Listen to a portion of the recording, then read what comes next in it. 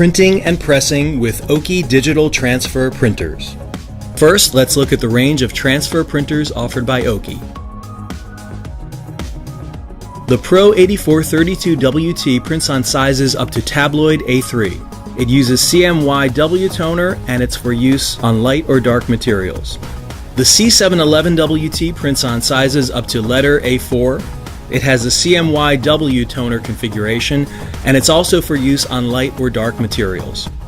The Pro8432WT neon color prints on sizes up to letter A4. It uses CMYW and K toner in a swappable black or white station, and it's also for use on light or dark materials.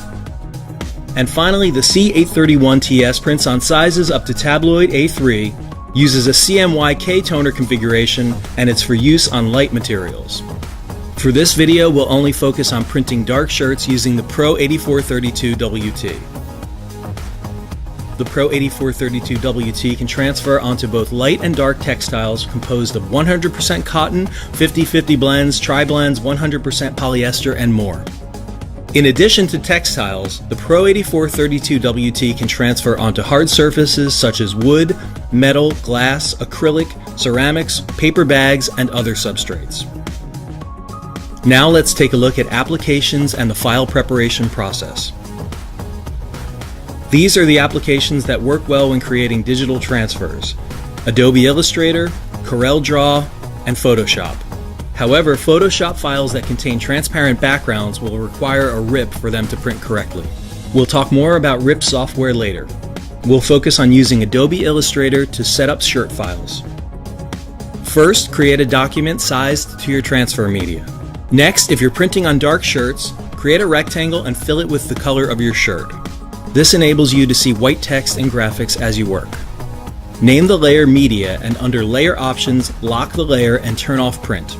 Turning off that Media Simulation layer's print capability prevents the layer from inadvertently being printed or exported to PDF. Next, create a new layer and lay out your design using text and, if possible, vector elements. Even working in Illustrator, documents containing raster elements need to be saved to PDF and printed from RIP software. Once your design is complete, you're ready to print the transfer. Printing the transfer. First, load the A sheet of your transfer media into your printer's multi-purpose tray with the matte side facing up. Next, print the file from your application using the following settings. For paper feed, select multi-purpose tray. Turn on flip horizontally or mirror print. For media type, choose the setting that's recommended for your brand of transfer media: transparency, films, user type 1, etc. And under print mode, select white on. Also, make sure to open the face-up tray in the rear of your printer to ensure that you get a straight-through paper path. Finally, press print. Remove your output and review it. Most colored elements will have white toner behind them. Black and darker colored elements may not have white toner behind them as they don't require it. Your digital transfer is now ready to be pressed. Pressing the transfer. When you're pressing onto dark shirts, the printed A sheet must first be pressed onto a B sheet. Place the printed side of the A sheet face up, then lay the white side of the B sheet face down on top of it. You may want to lay down oversized sheets of plain paper or parchment. This protects the platen and foam pad of your press while also slowing down the cooling time of the transfer after pressing. Before pressing the B sheet onto the A sheet, you'll need to configure your heat press using the settings recommended for your brand of transfer media. Common settings for the A to B sheet press that work for many brands of transfer media are: temperature 310 degrees Fahrenheit or 155 degrees Celsius, time 90 seconds for A4 letter or 120 seconds for A3 or tabloid, and pressure set to 2 to 3 bar. Apply the recommended settings to your heat press.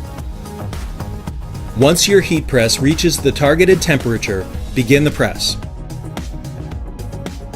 When the time is complete, open your press and quickly perform a hot peel of the B sheet using a smooth, steady motion.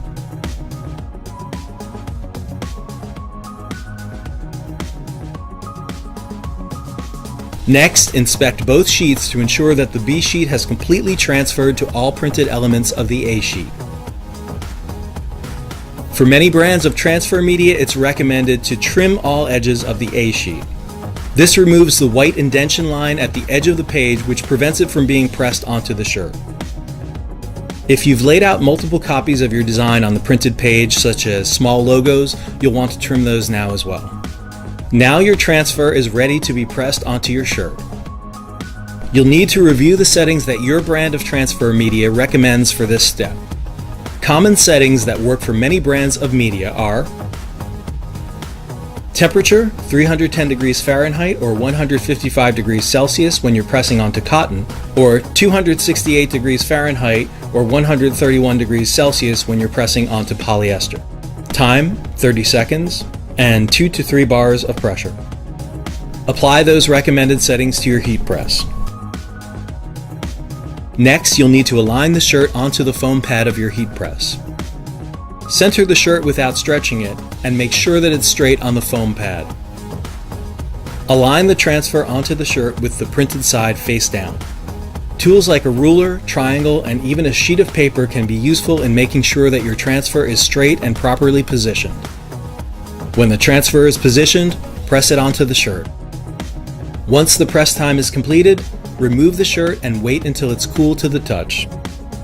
It's also fine to let shirts sit for a longer period of time at this stage before peeling the transfers. You're now ready to peel the transfer from the shirt.